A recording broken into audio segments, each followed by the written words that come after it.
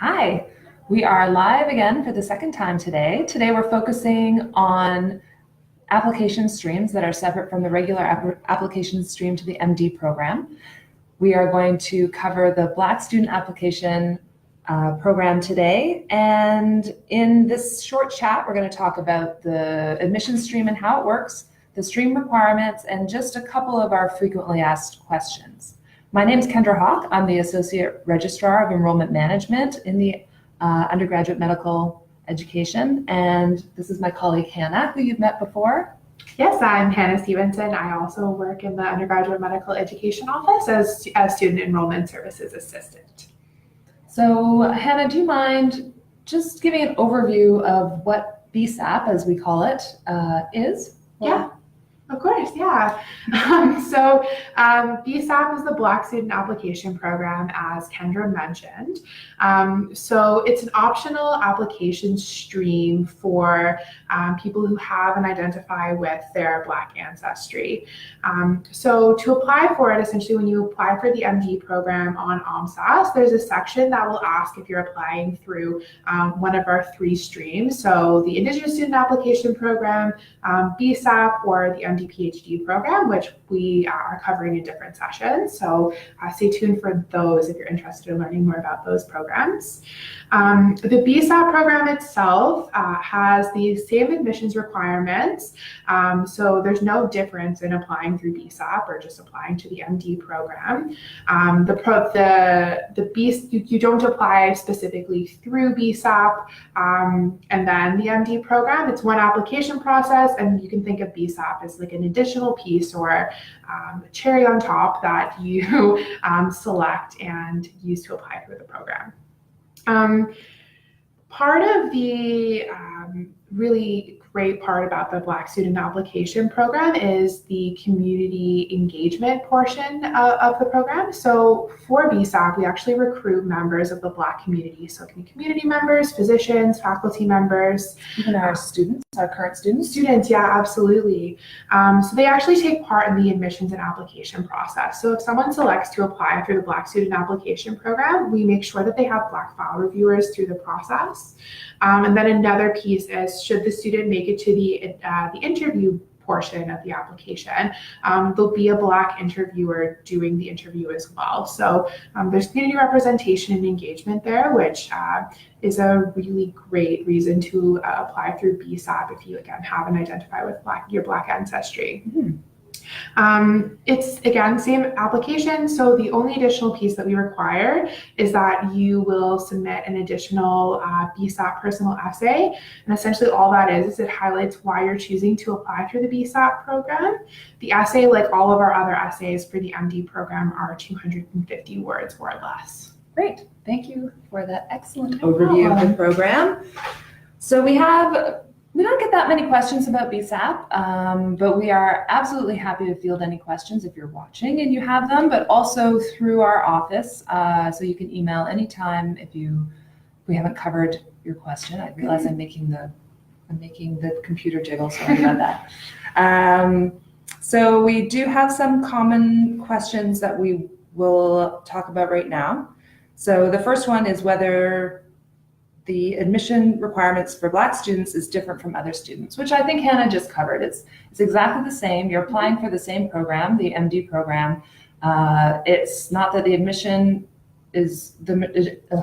requirements are different. It's just that there's a tweak to the actual admission process for students who apply through this program. Mm-hmm. And then, of course, the personal essay, the additional personal essay that you would have to submit. Mm-hmm. Yeah, another question? Yeah, so another question that we frequently get is how do students have to prove that that they're qualified to apply through the Black Student Application Program? So I think, again, we touched on this a little bit in the introduction, but BSAP is a self-identification process. So again, we require that you have and identify with your Black ancestry. So that can look like a lot of different things. We have people applying through BSAP who are multiracial. It could be Black African, Black Caribbean, Black Canadian, Black American. you're welcome to apply through the program.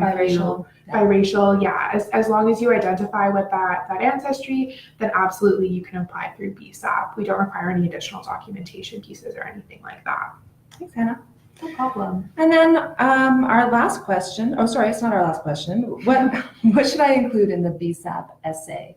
So unlike, we have very specific recommendations for the MD program essays, the BSAP essay, we want you to reflect, it's very open-ended, and we want you just to reflect on,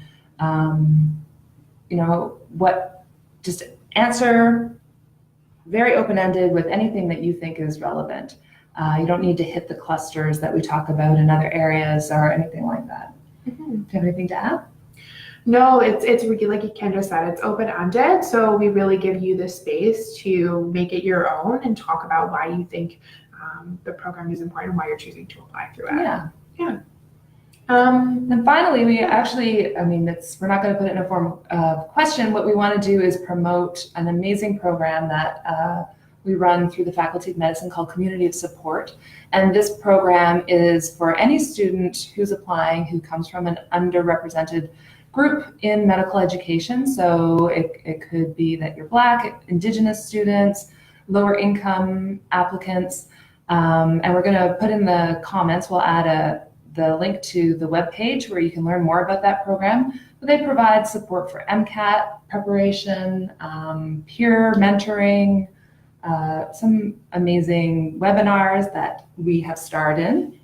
Yeah, the Community of Support does all sorts of amazing things. So we have the program called RASI, which is the Research Application Support Initiative. So essentially, if you're interested in doing research and have had troubles getting connected with research opportunities, they can support you with those. SASI, my personal favorite name, which stands for the Student Application Support Initiative. So that's what Kendra was mentioning about student support. So you can have medical students who will help you with your application and talk to you about different things that they may have done and just help guide you in the process. We have physician mentor opportunities. So for example, if you're a Black female and you want to be matched up with a Black female physician, the Community of Support can help create those mentorship opportunities. So there's lots of amazing things to take advantage of in the Community of Support. So we really recommend reaching out and getting involved. Yeah. It can be a really beneficial tool for people applying to the MD program. And I think another piece that people may not know is you don't necessarily, we would love for you to apply to U of T, but whether you're applying to U of T or other institutions, it's not specific to U of T. So yeah, and it's not actually specific to Toronto either. Yeah. You can be a virtual member of this community. You don't need to be in Toronto to join. Yeah, exactly. And we support students who have applied to medical schools across the world.